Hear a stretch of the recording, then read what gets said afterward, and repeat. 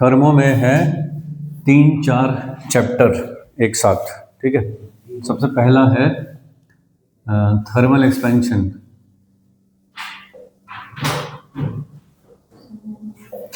फिर है heat transfer,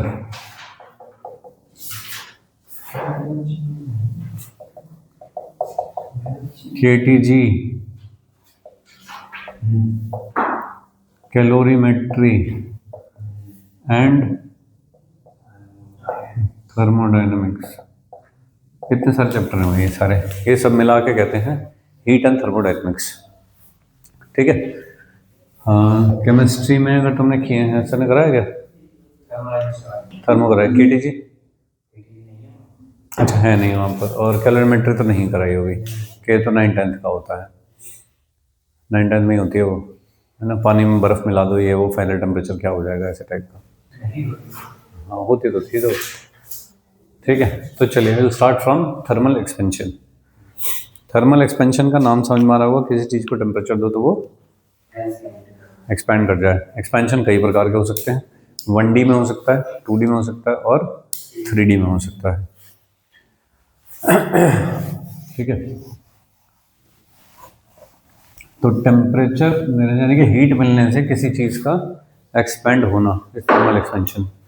fine, देखें जैसे कोई रॉड है, ऐसे कैसी रॉड है, मेटल की चीज़ें फैलेंगी, मेटल रॉड है जैसे कि, ठीक है। इसकी लेंथ थी कुछ L, इसका temperature raise to delta T temperature बढ़ा दिया, जो भी कुछ था अभी उसमें डेल्टा T यानी कि 25 डिग्री सेल्सियस रूम टेम्परेचर रखी थी सपोज, तो मैंने उसको बढ़ा दिया 5, 10, 20 डिग्री कुछ बढ़ा दिया मैंने उसको, ठीक है। तो इसकी लेंथ कुछ चेंज हो गई ऐसा, तो ये हो जाएगी L प्लस डेल्टा L, हो गई लेंथ चेंज। तो लेंथ चेंज क्या क्या चीज़ पे डिपेंड करेगा, डेल्टा L डिपेंड्स ऑन क्या चीज़ पे, कि खुद पहले जो लेंथ थी वो थी कितनी, ओके, और कितना टेम्परेचर चेंज किया है। ज़्यादा टेम्परेचर चेंज करोगे ज़्यादा चेंज आएगा, और कम टेम्परेचर चेंज करोगे तो कम चेंज आएगा लेंथ में। ये बात तो समझ में आ रही होगी, पहली वाली नहीं समझ में आ रही होगी कि लेंथ पे कैसे डिपेंड करेगी। तो आपको समझना पड़ेगा फिनोमेना होता क्या है, कैसे होता है ये कार्यक्रम। जब किसी चीज़ को हीट दो तो क्या होता है एटॉमिक लेवल पे उसके अंदर, क्या ये इस तरह से एटम मॉलिक्यूल्स अपने लेटिस में सारे इस तरह से बैठे हुए होंगे, और जैसे ही हम इसका टेम्परेचर बढ़ाएंगे तो क्या करेंगे, ये ऐसे वाइब्रेट करेंगे, अब पड़ोसी इसको धक्का मारेंगे, ये सब पड़ोसी उसको धक्का मारेंगे, तो धीरे धीरे उनकी लेंथ बड़ी हो जाएगी। क्या ऐसे ही वाइब्रेट करें, ऐसे नहीं करेंगे, करेंगे तो ऐसे भी, ठीक है। तो अगर मान लीजिए कि इतनी छोटी सी रॉड हो कि बस ये दो इतने एटम से मिलकर बनी है, इतनी छोटी सी रॉड ले रखी है, और कितनी फैल जाएगी भाई, ये एटम थोड़ा सा इधर कर लेगा, ये एटम थोड़ा सा और कितना कर लेगा, ठीक है।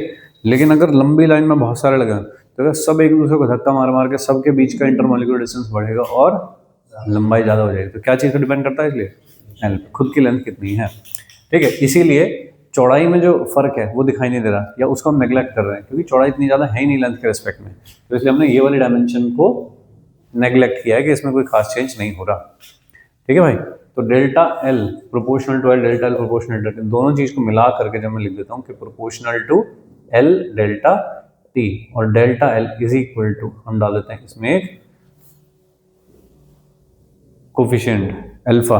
अल्फा को क्या कहते हैं, alpha is called average of thermal coefficient of expansion, ठीक है। साथ में लीनियर भी डालो कहीं पे, alpha is called average of linear, one dimension का है, linear thermal coefficient of expansion, ठीक है। एवरेज ऑफ ऐसा वर्ड लिखा हुआ है यहाँ पे, जो अल्फा है वो कांस्टेंट नहीं है, कोफिशिएंट है, कोफिशिएंट बदलते हैं, आसपास के सिचुएशंस को देख के कोफिशिएंट बदलते हैं। तो ये जो अल्फा है ये खुद टेम्परेचर डिपेंडेंट है, ठीक है भाई। अल्फा जो है वो खुद टेम्परेचर डिपेंडेंट है, कैसे कि अगर मैं 25 से 26 डिग्री सेल्सियस का चेंज करूं तो इसकी वैल्यू अलग होती है, लेकिन अगर यही चेंज मैं 50 से लेके तो हम कहने को कहेंगे कि 1 डिग्री का तो चेंज कर रहा हूँ, लेकिन अल्फा की वैल्यू दोनों केसेस में अलग अलग होगी। तब तक 50 डिग्री सेल्सियस तक हीट हो चुकी है रॉड, ठीक है, तो अल्फा चेंज हो जाता है तब तक उसका।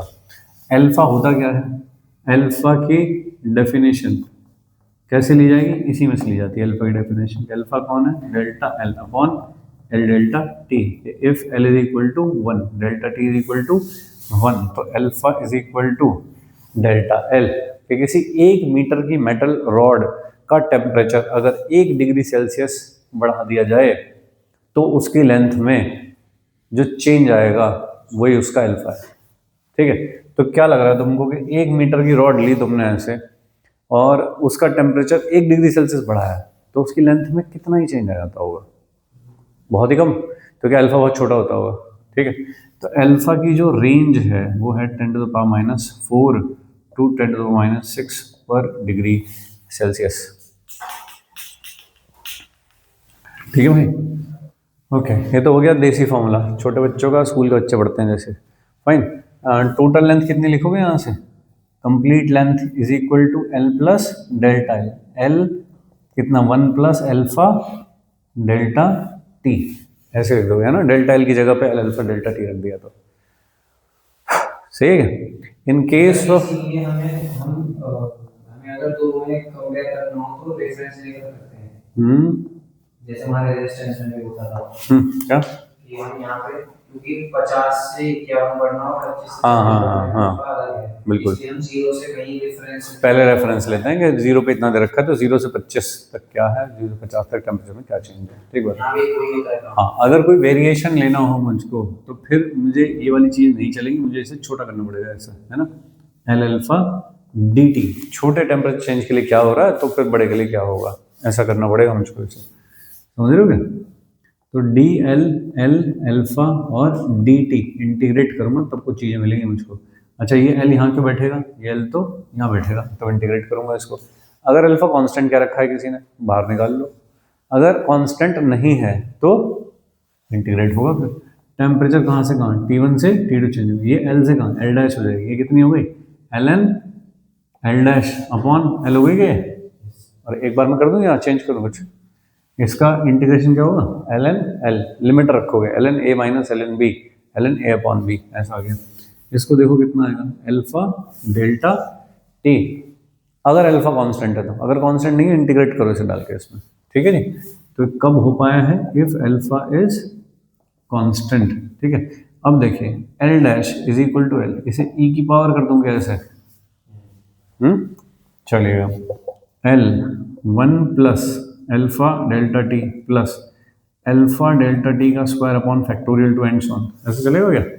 आगे की सारी पावर को छोटा करके टाटा कर देते हैं, क्यों, अल्फा इस रेंज का है खुद, उसका स्क्वायर होगा अगले में जाके, ये तुरंत कहाँ पहुंच जाएगा, 10⁻, बहुत ही बुरा हो गया है, छोटा हो जाएगा वहाँ। तो क्या ले लेते हैं बस, 1 + alpha delta T L dash is equal to this. तो ये है वो फॉर्मूले तुम लिखे बैठे हो वहाँ पे, सही है क्या।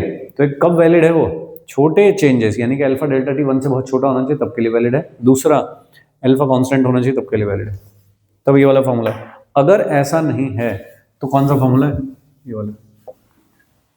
अगर चेंज अल्फा डेल्टा टी छोटा नहीं है तो कौन सा फॉर्मूला है, ये वाला।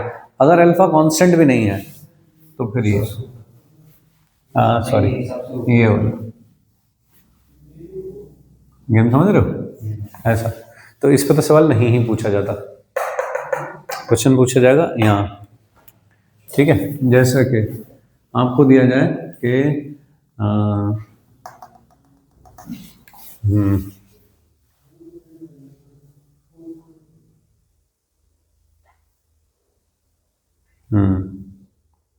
चलो पहले लिख लो, लिखते हैं एक सवाल कि अगर मैं अल्फा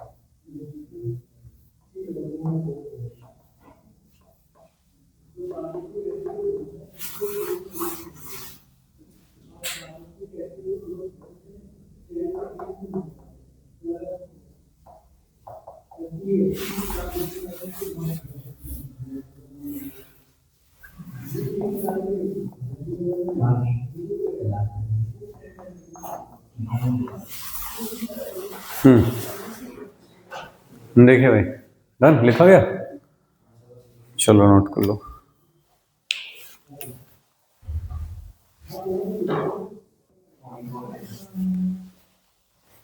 देखिए 10 डिग्री का चेंज करें, हाँ बोलोगे कि एल डैश एल 1 प्लस 0.01 और इंटू 10 कर देता हूँ इसको, है अच्छा 100 करना चाह रहा था मैं इसको। अगर मैंने 100 कर दिया इसको, ठीक है, तो इंटू 100 कितना हो गया, 2L हो गई लेंथ। नहीं सर, तो कंपेरेबल है। हाँ कौन सा वाला, ये वाला, तो L dash is equal to L alpha और डेल्टा टी, ये रखा जाएगा, तो अल्फा डेल्टा टी कितना है 1, तो एल इंटू ई इतनी हो जाएगी लेंथ, और ई की वैल्यू कितनी होती है 2.3, हाँ तो 2.3 ऐसा एल डैश, ये होगा आंसर, ये नहीं होगा, ठीक है भाई, ओके।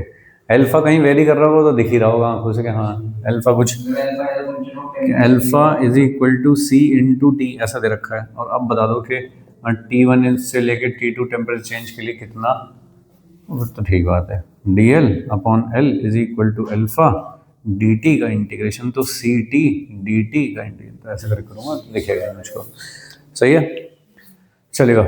ये है वन डायमेंशनल के लिए सारा,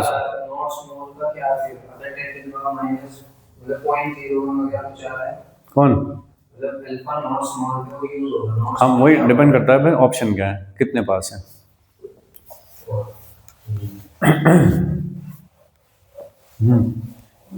नेक्स्ट सेम काम करना है हमें 2D के लिए।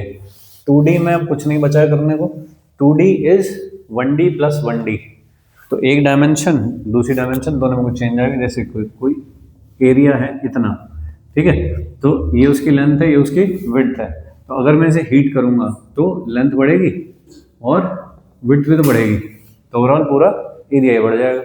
तो एरिया कौन होता है भाई, L इंटू बी, ऐसा था एरिया। अगर आपने टेम्परेचर बढ़ा दिया है ऑन रेजिंग टेम्परेचर या ऑन हीटिंग, एरिया हो गया चेंज, तो L हो गया चेंज, B हो गया चेंज, तो हो गया चेंज, सही है क्या। इज इक्वल टू L की जगह क्या रखा जाए, अल्फा डेल्टा टी, और B की जगह क्या रखा जाए, वो भी एक लेंथ है, B delta T is equal to A dash, ऐसा रखा जाए। अब दोनों का अल्फा सेम भी हो सकता है और अलग अलग भी हो सकता है, हमको क्या पता ऐसे वाइब्रेशन कितने हो रहे हैं, तो इसलिए दोनों का अल्फा सेम हो तो सेम लिख लो फिर, तो और सेम नहीं है तो अलग अलग लिख लो। तो L इंटू बी मिला के क्या हो जाएगा, ओरिजिनल एरिया, इनको डिवाइड मल्टीप्लाई करोगे, alpha 1 delta T, alpha 2 delta T, alpha 1 alpha 2 delta T square, ऐसा लिख दोगे, ठीक है। अब इनको थोड़ा समझने की कोशिश करिए, ये जो भी कुछ होगा ये भी उसी रेंज का होगा, लेकिन क्या ये बहुत दूर निकल जाएगा, है ना, तो इनके रेस्पेक्ट में हो जाएगा बहुत छोटा, टेंडिंग टू जीरो टाइप का हो जाएगा, छोड़ दूंगा, इनको पकड़ लेता हूँ पहले वालों को बस, 1 प्लस ये क्या हो गया, alpha 1 plus alpha 2 delta T, ऐसा हुआ ए डैश, और इस वाली चीज को इकट्ठा करके लिख देते हैं बीटा, तो बीटा को कहते हैं सुपरफिशियल एक्सपेंशन कोफिशिएंट, ठीक है, किससे बना है वो, अल्फा 1 प्लस अल्फा 2 से। तो अगर दोनों सेम हैं तो फिर तो वो जो तुम स्कूल में प्रूव करते थे beta is equal to 2 alpha, तब के लिए ट्रू है, नहीं तो नहीं ट्रू है, ठीक है। अभी शायद 23 में सवाल आया था ये वाला मेंस में, कि इस साइड का अल्फा इतना है, इस साइड का अल्फा कितना है, बीटा कितना होगा, ऐसा जोड़ के सीधा आंसर लिखना था। एक साइड 2 × 10⁻⁴ लिखा था, एक 1 × 10⁻⁴ लिखा था, तो आंसर 3 × 10⁻⁴ लिखना था। जनता उसे डबल कर रही है, किसी को कुछ कर रही है, ठीक है ना, समझ गए सर, वो ठीक है। चले तो हाइट के साथ मतलब अगर तीसरी डायमेंशन भी आ जाए, नहीं है तो नहीं, लेकिन बन जाएगा वो तो, है ना। इसमें कोई कई बार कोई तुमको ऐसा बोलेगा कि एक डायमेंशन में ही चेंज है, दूसरे में चेंज है ही नहीं, तो फिर एल बदलेगी बी बदलेगी ही नहीं, तो एरिया तो बदलेगा, लेकिन तो एरिया में चेंज आएंगे but only because of L. हाँ ठीक है जी। ये हो गया 2D के लिए। फिर आते हैं 3D। अब 3D में क्या होता होगा, वॉल्यूम होता होगा, तो वॉल्यूम से क्या होगा, एल बी एच, तीन हो गए एल बी एच। और अगर ये चेंज हुआ तो एल चेंज हुआ, बी चेंज हुआ, एच भी चेंज हुआ। सही। ये सब सॉल्व करने के बाद कैसा आ जाना चाहिए, देखिए v और 1 plus alpha 1 plus alpha 2 plus alpha 3 delta T, ऐसा आ जाना चाहिए। बाकी जो डबल आए थे मल्टीप्लिकेशन वाले सबको छोड़ दिया, एल्फा 1 एल्फा 2 भी आया होगा, एल्फा 2 एल्फा 3 छोड़ दिया सब, एल्फा 1 एल्फा 2 एल्फा 3 आया होगा, वो सब छोड़ दिए मैंने। फाइन, ये बचा मेरे पास 1 डिग्री के टर्म बचे एक तरह से, मान लीजिए ऐसा 1 प्लस, इसको क्या कहते हैं, गामा डेल्टा टी। और गामा है वॉल्यूम एक्सपेंशन कोफिशिएंट। तो alpha 1 plus alpha 2 plus alpha 3, अगर सारे एल्फा सेम है तब gamma is equal to 3 alpha होता है, नहीं तो सब डायरेक्शन का अलग अलग ऐड करो। सर ये ऐसा तो नहीं होगा ना कि कहीं पे इज नेग्लेक्ट ना करके कुछ काम कर रखा हो? नहीं, इतना कुछ नहीं आना है इसमें, सिंपल काम है। तो डायरेक्ट फॉर्मूला बताओ मुझे। ये नहीं पूछा था इनके, एप्लीकेशन पूछे जाते हैं इनके कि अब देखिए बस चैप्टर इतना ही था, इसमें और कोई कॉन्सेप्ट कुछ नहीं है, बस अब हैं इसके एप्लीकेशंस कि ये जो तुमने पढ़ा सब कुछ ये कहाँ यूज़ होगा या कहाँ पे यूज़ होता है प्रैक्टिकली, ऐसा बताइए। Sir train. हाँ, तो बहुत जगह हैं जहाँ जहाँ पे ये वाली सारी चीज़ें यूज होती हैं, उनके बेस पे बनेंगे सवाल। ट्रेन की पटरी में होगा। हाँ, ट्रेन की पटरी में।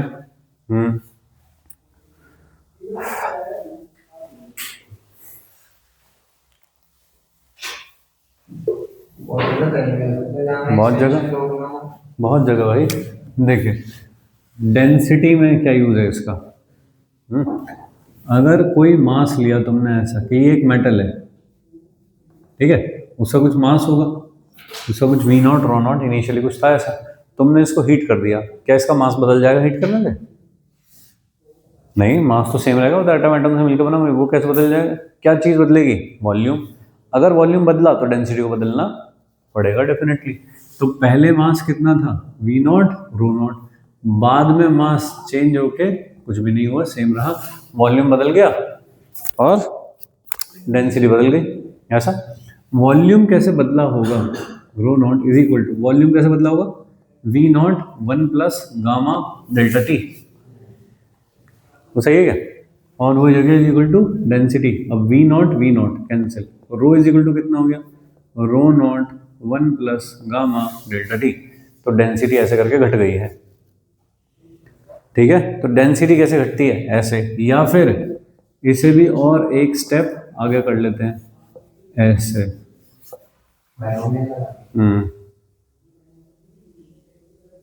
बोलो, ठीक है, ओके। इससे क्या क्या हो जाएगा, डेंसिटी चेंज होने से क्या हो जाएगा। अब आओ, पूरा आर्किमिडीज का इस बेस पे, इस बात पे बेस्ड है कि वॉल्यूम कितना इमर्स्ड है। अब अगर तुमने हीट वीट कर दिया तो बायनेंसी बदल जाएगी, बायनेंसी बदल जाएगी तो जितनी भी सबमर्ज्ड हाइट है वो बदल जाएगी, उस पर सवाल बनेंगे, ठीक है। दोनों दोनों नहीं, ऐसे कुछ था, कुछ पोर्शन इसका डूबा हुआ था, ऐसा बता रखा था मुझको। ये लिक्विड है इसमें, ठीक है जी। अब कितने कितने काम हो सकते हैं भाई, जब जब इसमें जब हीट करेंगे तो लिक्विड भी फैल रहा, और कि ये जो मेटल क्यूब बना रखा है ये भी एक्सपैंड हो रहा है, कंटेनर भी एक्सपैंड हो रहा है, ठीक है भाई। तो कुछ भी हो सकता है ऐसा, जैसा जैसा दिया वैसा फॉलो करने का, ठीक है। वॉल्यूम पे वॉल्यूम इसका बढ़ेगा ये, तो क्या फ़र्क पड़ेगा इन सब चीज़ों से, ऐसा देखना है मुझको। तो सोचिए कि हाइट पे क्या फ़र्क पड़ेगा इस बात से, जो सबमर्ज है इसकी हाइट पे, हाँ, इसकी जो डेंसिटी, ये है लिक्विड का गामा ये दे रखा है, और ये है बॉडी का गामा ऐसा दे रखा है, ठीक है। तो एक टाइम पे ये इसमें सबमर्ज है, जितनी भी सबमर्ज है वो पार्शियली सबमर्ज है, उसके लिए फॉर्मूला लिख लेते हैं, फ्लोट कर रही है तो V submerge rho of liquid into G, ऐसा लिखा जाता है क्या, बायनेंसी का फॉर्मूला। और ये बैलेंस होना चाहिए किसके साथ, एम जी के साथ। एम जी तो बदल नहीं रहा, एम जी तो सेम रहेगा, तो बाइंसी भी सेम रहेगी, बाइंसी को बदलेगी। अगर फ्लोट ही करते रहना बाद में तो बाइंसी सेम रहनी चाहिए, लेकिन ये तो बदल सकते हैं दोनों। वॉल्यूम इमर्ज्ड बढ़े, मान लीजिए वॉल्यूम इमर्ज किसका वॉल्यूम है, बॉडी का वॉल्यूम है, वो बढ़े तो किस फॉर्मूले से बढ़ेगा वो, इस फॉर्मूले से जाएगा, v is equal to 1 plus gamma B delta T, ऐसा करके बढ़ेगा वॉल्यूम। तो लिक्विड की डेंसिटी भी चेंज होगी, इस फॉर्मूले से चेंज होगी। ठीक है, लिख देते हैं। जैसे कि इसके लिए फॉर्मूला लिखता हूँ तो क्या लिखूंगा, v इमर्ज्ड पहले कितनी थी, और 1 प्लस गामा किसका, बॉडी का, इनटू डेल्टा टी। और रो ऑफ लिक्विड के लिए ऐसा वाला लिख दूं कि रो ऑफ लिक्विड पहले कितना था, और 1 plus gamma of liquid delta T और इनटू जी, ऐसा कुछ लिख सकता हूँ। सही है। अब इनमें पूछा जाए कि जो सबमर्ज्ड हाइट है वो कम हो जाएगी, ज़्यादा हो जाएगी, ऐसा कुछ भी पूछा जाए मुझको, तो मुझे देखना कि पहले से क्या क्या चेंज हुए हैं। तो हाइट बढ़ेगी घटेगी क्या होगा, बोलो, समझ पा रहे हो क्या? सर बाइंसी तो कांस्टेंट ही रहेगी। हाँ, वो तो कांस्टेंट है। तो सर ये तो कट जाएगा, सब कुछ ये बचेगा बस। ये वाली जो चीज़ है, ये क्या है, मान लीजिए ए बाई ए का था, एक्स अंदर डूबा हुआ था, तो यहाँ पे क्या लिखोगे, ए स्क्वायर इंटू एक्स, ऐसा होगा। अब क्या चेंज होगा, ए चेंज होगा, ऐसे ये वाला चेंज हो गया, और हाइट ये वाली कुछ हाइट में चेंज आएगा, कुछ एक्स में। तो इनके आप अलग अलग फॉर्मूले लगा सकते हो। इसके लिए मैंने तो एक लिख दिया सिंगल, अगर मैं अलग अलग लिखना चाहूँ इसके फॉर्मूले, तो ए यानी कि बेस का जो एरिया है उसके लिए क्या फॉर्मूला लिखोगे, A square 1 plus beta delta T, और एक्स पहले कुछ था अब कुछ नया वाला हो गया, तो x 1 plus alpha delta T. तो अब मुझे पूछा जा रहा है कि अगर एरिया में इतने का चेंज हुआ है तो एक्स में कितने का चेंज हुआ होगा। ठीक है, चलिए, तो ये तो हम नॉर्मल बात करके देख रहे थे, सवाल देखते हैं कैसा है कि एक क्यूब इज फ्लोटिंग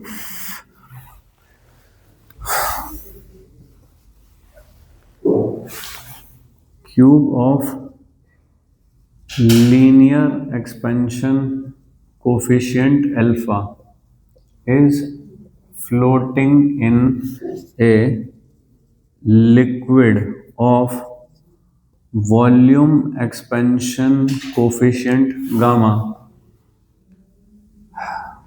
ऐसा, on heating the system height emerged of cube remains same, to find relation in alpha and gamma। Sir ये नाम क्या क्या होते हैं, ये बीटा का तो superficial expansion coefficient, thermal coefficient को सुपरफिशियल क्या कहते हैं, एरियल भी कह देते हैं, सुपरफिशियल भी कह देते हैं, superficial expansion coefficient,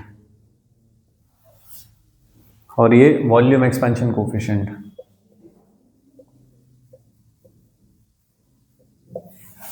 volume expansion coefficient sir उन्हें उनका कुछ नाम भी तो है, वो सब यूज करके आता है इस बात में। किसका, जिनका ये एक साथ बढ़ता है, मतलब जिनका कॉमन टू से ही होता है, उनको कुछ आइसोट्रोपिक। हाँ, नहीं यार, and the block is isotropic ऐसे। हाँ, आइसोट्रोपिक का मतलब है जो जिसमें सब डायरेक्शन में चेंज हो रहे हो, सेम चेंज हो रहे हो। हाँ, तो जैसे वो सल्फर वगैरह का पढ़ते हो, एनिसोट्रोपिक, आइसोट्रोपिक, ठीक है, तो वहाँ से वर्ड समझते हैं। होमोजीनियस, होमोजीनियस मतलब सारे डायमेंशन में सेम चेंज हो रहे हैं, है ना, ऐसा करके। तो इतना कोई खास नहीं है वो दोनों।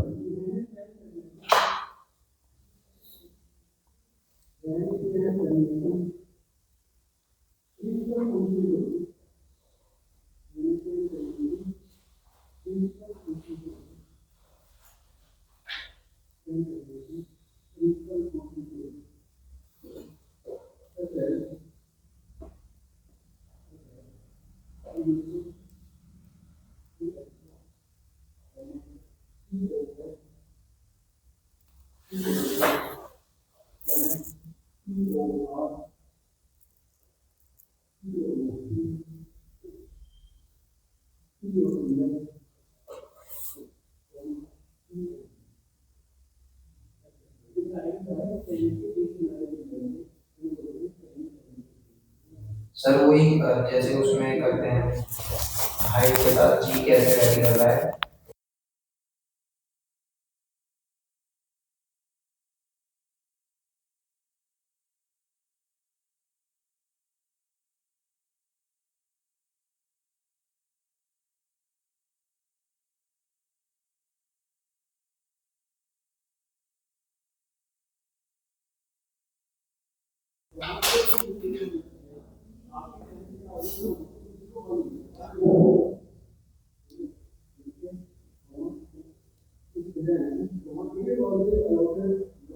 हम्म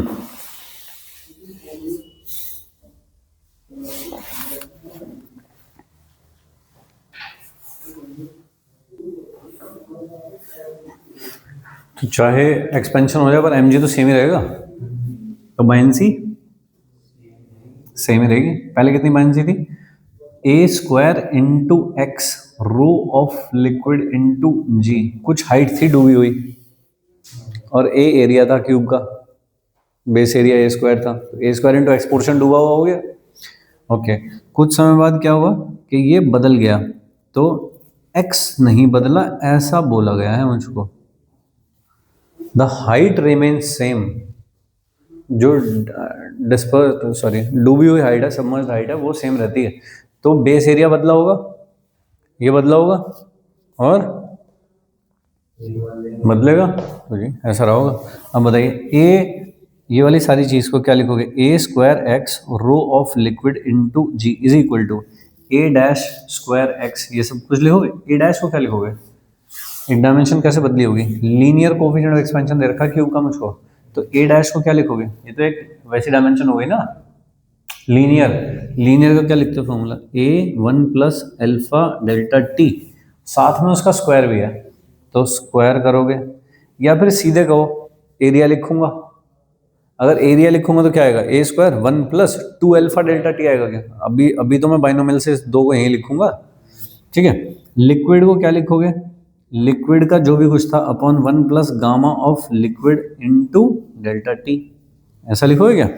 देखो क्या क्या कट रहा है, ये कटा, ये कटा, ये कटा, ये गया, एक्स लिख दो इसमें, यहाँ पे ये भी गया, ये गया, ये गया, क्या बचा, one plus gamma delta T is equal to one plus two alpha delta T, तो गामा किसके बराबर हो गया, टू एल्फा के।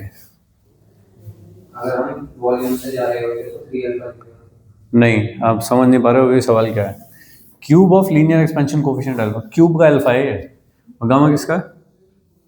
नहीं सर, मतलब x को सेम में रख के अगर हम b into 1 plus 3 alpha delta t रखते हैं। हाँ, इस चीज को कहाँ सेट करोगे फिर, कि हाइट इमेज सेम रहती है, कहाँ सेट करोगे। तो इसको भी तो फिट करना पड़ेगा ना, हाइट सेम रहती है, ठीक है। तो ऐसा कुछ भी दिया जाएगा तो भाई ऐसा फॉलो करते जाऊंगा, ठीक है। कोई एक चीज सेम रखी हो तो उसको कौन करो। हाँ, जैसा दिया फॉलो करने का है, ठीक है, रटने की कोशिश मत करो, एप्लीकेशन है और पता नहीं कितने तरीके से पूछे जा सकते हैं भाई, ठीक है, कॉन्सेप्ट चेंज नहीं होना चाहिए बस।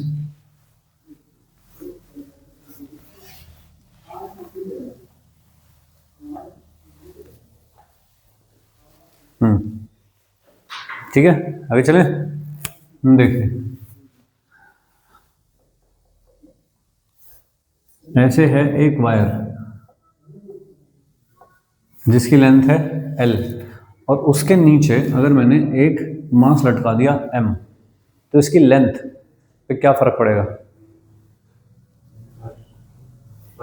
इसकी लेंथ पे क्या फर्क पड़ेगा, बढ़ जाएगी, तो खींचेगी तो बढ़ेगी, सही है क्या, ठीक है। कितनी बढ़ जाएगी निकाल सकते हो, कौन चैप्टर हो गया, इलास्टिसिटी वाला, यंग्स मॉडुलस एंड ऑल, ठीक है। Young's modulus is equal to क्या होता है, स्ट्रेस अपॉन स्ट्रेन। स्ट्रेस क्या होती है, फोर्स अपॉन एरिया, तो फोर्स अपॉन एरिया, mg तो फोर्स लग रहा है इसमें नीचे की तरफ, mg अपॉन एरिया। स्ट्रेन क्या होगी, delta L upon L is equal to Y, थोड़ा ठीक कर लो इसको, mg L upon delta L into is equal to Y, तो डेल्टा एल कितना हो गया, mg L upon Y A, इतना हुआ चेंज इन लेंथ, ठीक है। मुझको कहा जा रहा है कि भैया ये बता दो कि कितना टेम्परेचर कम करूं कि अपनी लेंथ पुराने वाली रीगेन कर ले। ठीक है जी, कि find change in temperature so that wire regain its length, पुराने वाले लेंथ में वापस आ जाए। तो एक तो समझ गया कि हीट करनी पड़ेगी कि कूल करनी पड़ेगी। हीट करने से तो और बढ़ती है, तो क्या करनी पड़ेगी, कूल करनी पड़ेगी और वायर, है ना, ठंडी करनी पड़ेगी वायर। ओके, ठंडी करेंगे तब जाके कुछ बन पाएगा। तो डेल्टा टी पूछा मुझे कितना करना चाहिए, सही। तो कितना होगा डेल्टा टी, अभी लेंथ कितनी है, एल प्लस डेल्टा एल, यानी कि जो चेंज आया है वो कितने का चेंज आया, डेल्टा एल का, कितनी बढ़ गई है, एल अल्फा डेल्टा टी। ठीक है, जो आपको वापस करवानी है, ठीक है ना। तो वापस करवानी है, इसका मतलब कितना चेंज करना चाहते हो, डेल्टा एल, जितना ये हुआ था उतना ही करना चाहते हो, लेकिन रिवर्स डायरेक्शन में करना चाहते हो, तो एल अल्फा डेल्टा टी कितने का चेंज करना चाहते हो। तो डेल्टा टी कितना हो गया, delta L upon L alpha, delta L upon L यहाँ से लिख दो, कितना है, एम जी अपॉन वाई ए, साथ में कौन, अल्फा इज डेल्टा टी। इतने का टेम्परेचर चेंज करूंगा तो वापस हो जाएगा। ठीक है भाई, ये सवाल 2 बार पूछा जा चुका है मेंस में। ठीक है, एक बार टेम्परेचर पूछा गया था, एक बार मास पूछा गया था कि कितना मास लटका दूं, कि मैंने टेम्परेचर को 25 डिग्री कम कर दिया तो लेंथ छोटी हो गई होगी, कितना मास लटकाऊं कि वापस पुराने वाली लेंथ हो जाए। तो एक बार मास पूछा था, एक बार टेम्परेचर पूछा था। ठीक है, तो आपको देखना है कि 1D 2D 3D में से कौन सा है, कौन सा एप्लीकेशन लग रहा है इसके ऊपर। ठीक है भाई,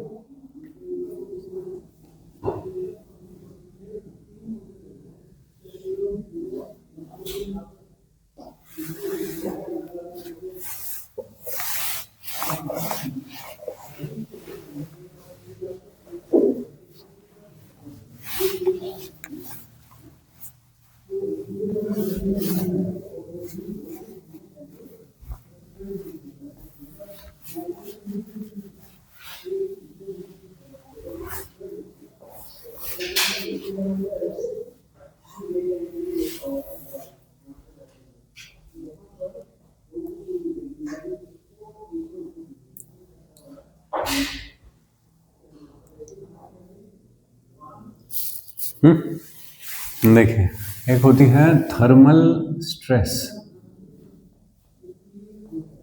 एक रॉड थी ऐसे, और वो कुछ ऐसे 2 फिक्सर्स के बीच में रखी हुई है, ऐसे करके फिक्स कर रखी है।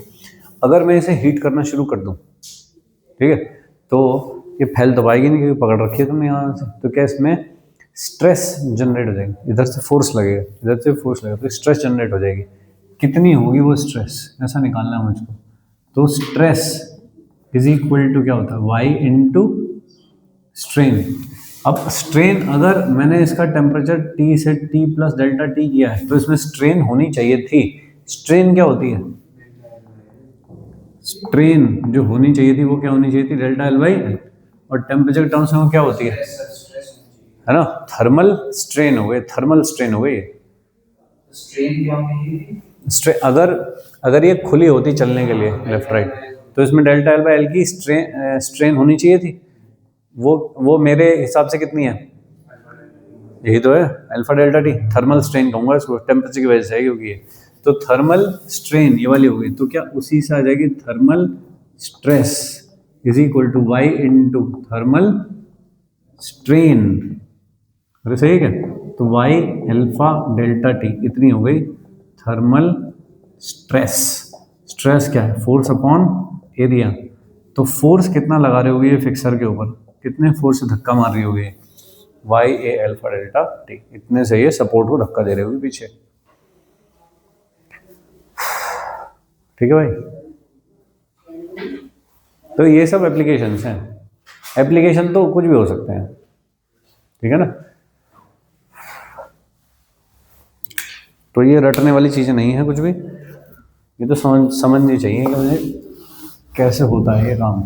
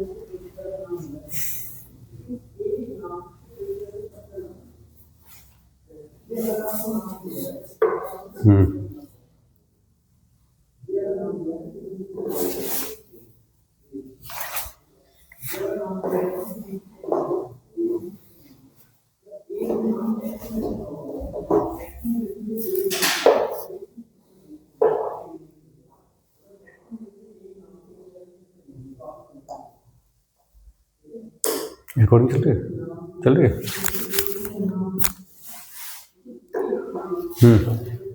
डन, ठीक है। और देखिए क्या हो सकते हैं। देखिए एक पेंडुलम टंगा हुआ है ऐसे, ये एक मेटल वायर है, ठीक है। एम मास लगा हुआ था, उससे मुझे कुछ नहीं करना। एल लेंथ है, एक मेटल वायर है एल लेंथ का। टाइम पीरियड कितना हुआ इसका, एल अपॉन जी का अंडर रूट, ठीक है। अगर टेम्परेचर बढ़ा दिया जाए तो मेटल की लेंथ बढ़ जाएगी, लेंथ बढ़ गई तो तुरंत किस चीज़ में फर्क पड़ जाएगा, तो टाइम पीरियड कितना हो जाएगा, एल डैश अपॉन जी का अंडर रूट। तो 2 पाई, बड़ी लेंथ को कैसे लिखोगे, 1 प्लस ऐसा लिखोगे, तो 2 पाई एल अपॉन जी को तो साइड कर लिया, ऐसा कर दोगे क्या इसको, 1 plus alpha delta T. Alpha delta T बहुत छोटा है, बाइनोमियल एक्सपेंड करके 1/2 कर दिया उसका। ये क्या चीज़ है, पुराना वाला टाइम पीरियड कैसा हो गया, ऐसा।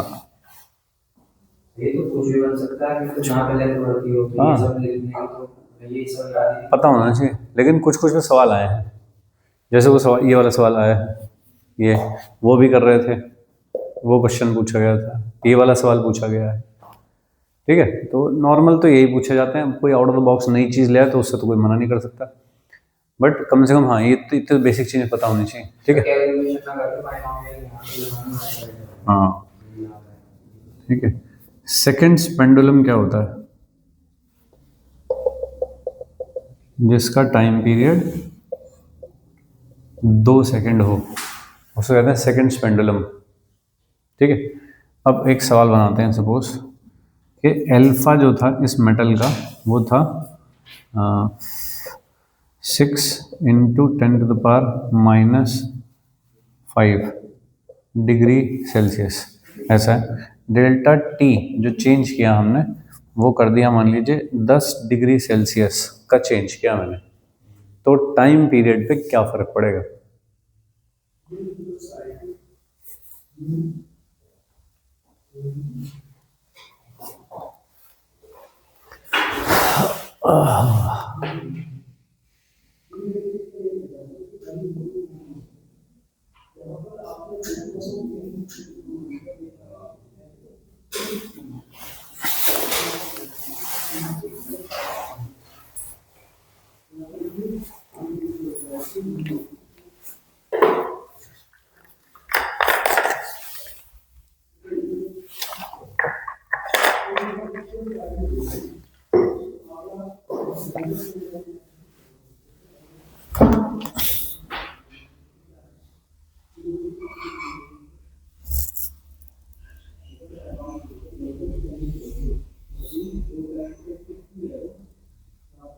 इसका ऐसे स्पेशल नाम भी रखा है, किसका, सेकंड सेकेंड्स पेंडुलम। तो होगा 2 सेकंड है,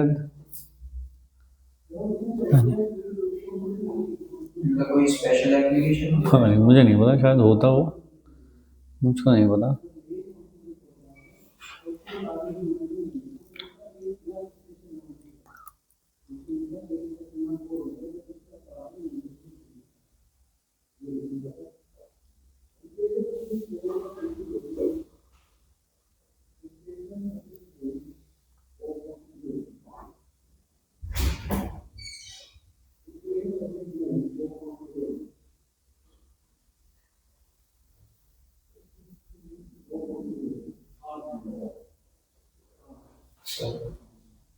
टू पॉइंट 00006 6 कैसे, 3 बोल ना,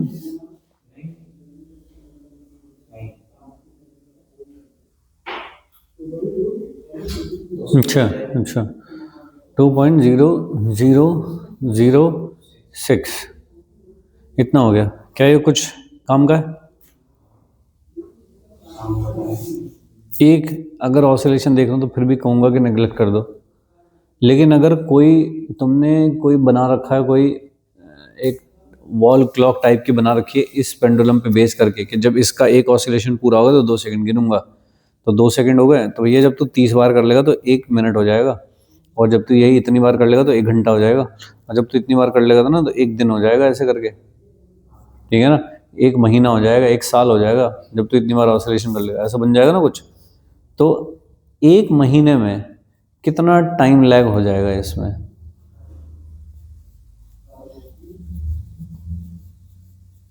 बताना है ये आप ये हाँ बताना है।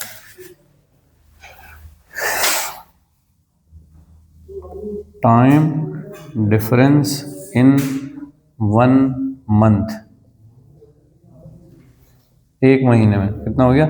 30 दिन, हाँ, इंटू 24 घंटे, इंटू 60 इंटू एक ऑसिलेशन में कितना टाइम गैप हुआ? 0.0003 अल्फा डेल्टा टी बाई 2, वही तो चेंज हो रहा है एक टाइम पीरियड में, या नहीं? सर नहीं मतलब 6, सेकंड का हाँ 6 का 2.0006 निकाला तुमने और था 2 सेकंड, ठीक है ना? तो एक ऑसिलेशन में, लेकिन 1 मंथ में आप यहाँ पर ऑसिलेशन ये थोड़ी चेंज हाँ ऑसिलेशन गिनने चाहिए ना मुझको, क्या गिनना चाहिए मुझे? नहीं, ये आया कि कितनी सेकंड है, ये तो सेकंड्स हो गई, हर 2 सेकंड में इतना गैप आ रहा है, हाँ तो हर 1 सेकंड में 0.0003 3 का गैप आया, 1 सेकंड में इतने गैप आया, ठीक है। अब जब इस वाली सारी कैलकुलेशन को देखूंगा कि ये कितनी है, तो ये थोड़ी काउंटेबल हो जाएगी, ठीक है, कि 1 महीने में पता लगा कि घड़ी थोड़ी आगे पीछे हो गई है। 30 इंटू 24 इंटू 3600 इंटू 0.0003 777 777 सेकेंड, तो कुछ मिनट हो गए ये, है ना, और कुछ घंटे नहीं, 60 से डिवाइड कर दूँ इसे, ये हो गया divide by 60, 10 11 divide by 60, 12 minute हो गए ये, ठीक है। तो 1 महीने बाद पता चला कि हाँ घड़ी थोड़ी पीछे हो गई है, 12 मिनट पीछे हो गई है घड़ी, ठीक है। एक ऑसिलेशन नहीं पता लग रहा था, अब पता लगा इतने में, ठीक बात चलेगा। इसमें अब आगे एक पेज है जैसे सॉल्व करना है तुम्हें, वो ये है कि मैंने तो यहाँ पे टेम्परेचर चेंज लिख दिया था, अगर मैं इसे स्पेसिफिकली कहूँ कि टेम्परेचर राइज हुआ है, बढ़ गया टेम्परेचर, तो इसमें पूछा जाता है कि दिस मच ऑफ टाइम, ये जो कुछ आया इतना टाइम लॉस हुआ है या गेन हुआ है, घड़ी आगे हो गई है या पीछे हो गई है। 12 मिनट का जो चेंज आया है, घड़ी 12 मिनट आगे हो गई है या 12 मिनट पीछे हो गई है, तो आगे हो गई है इसका मतलब गेन, पीछे हो गई है तो लॉस। तो अब बताइए लॉस हुआ या गेन हुआ? अगर मैंने टेम्परेचर बढ़ाया है तो 10 डिग्री सेल्सियस बढ़ा दिया मैंने टेम्परेचर,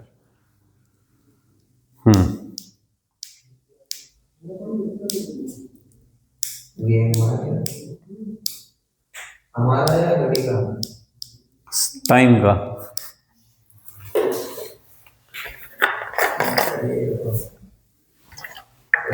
दो तरीके से आंसर हो सकता है इसका। टाइम लॉस हुआ, टाइम गेन हुआ, टाइम का तो कुछ भी नहीं हुआ है हमारे लिए। हमारी हमारी घड़ी पीछे हो गई आगे हो गई है कि नहीं, ऐसा लॉस हुआ है हाँ। मैं हर एक उसको 2 सेकंड मान के चल रहा हूँ, ये बात, मेरा 0.0006 सेकंड वो डिले कर रहा है, तो मेरे लिए जो एक ऑसिलेशन था वो 2 सेकंड में हो जाना चाहिए था, लेकिन अब वो हो रहा है कितने में, 2.0003 में हो रहा है, तो मैं 2.0003 को 2 समझ रहा हूँ, मेरी तो घड़ी उसी हिसाब से बनी हुई है कि मैं 2.0003 जो चल रहा है इस टाइम पे, 6 जो चल रहा है उस टाइम पे, उसे मैं 2 समझ रहा हूँ, तो लॉस हो रहा है मेरा तो, ठीक है ना। तो टेम्परेचर बढ़ता है तो फिर होता है लॉस, और टेम्परेचर अगर घट गया, टेम्परेचर घटा तो लेंथ कम हो जाएगी, लेंथ कम होगी तो फिर ये वाली वैल्यू 2 से कम है। तूने ये निकाला, ये निकाला नहीं निकाला, T dash is equal to T कितना भाई 2, 1 प्लस अल्फा कितना है 6 इंटू 10⁻⁻5 इंटू 10/2, ऐसा लिखेगा। 1 प्लस ये कितना हो गया 0.0003, तो कितना हो गया 2.006।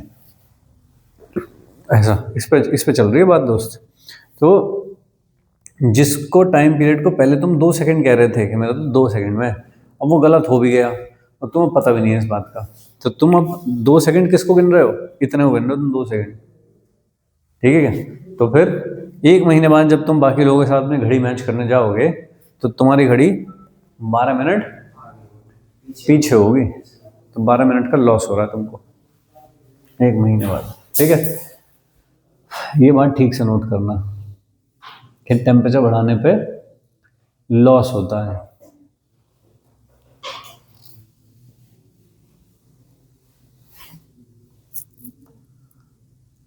ठीक है भाई, तो टेम्परेचर घटाने पे गेन 2 सेकंड गिन लिया, लेकिन मतलब मैं 2 सेकंड गिन रहा हूँ, वो 1.9 में ही कर दे रही है काम, तो मैं तो जल्दी कर रहा हूँ काम फिर अपना, तो बाकी जनता से आगे चल रहा हूँ मैं, तो गेन होगा फिर मेरा, ठीक है क्या।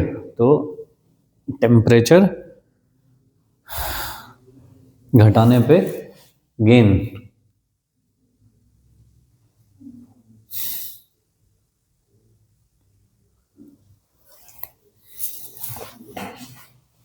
ठीक है भाई।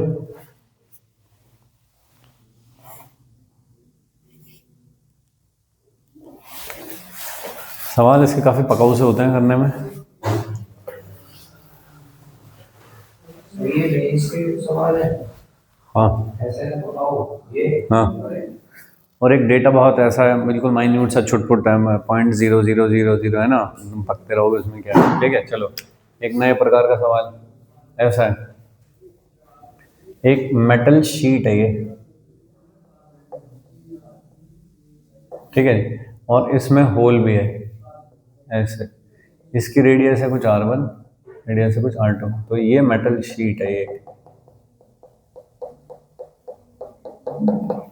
ऐसा है, इस तरह की शीट है, इसको हीट कर दिया, ठीक है। तो अब मुझे कुछ पूछा है,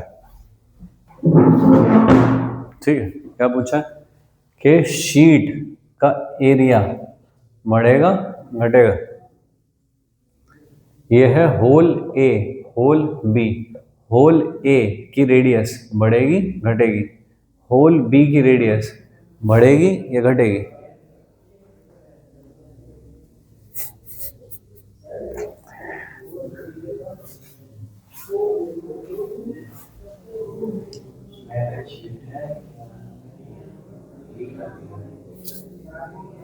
होल है उसमें दो, एक R1 रेडियस का, एक R2 रेडियस का, तो हीट करने पे शीट का एरिया बढ़ेगा या घटेगा। ए जो होल है उसकी रेडियस बढ़ेगी या घटेगी, और बी जो होल है उसकी रेडियस बढ़ेगी या घटेगी, ऐसा है भाई, ठीक है।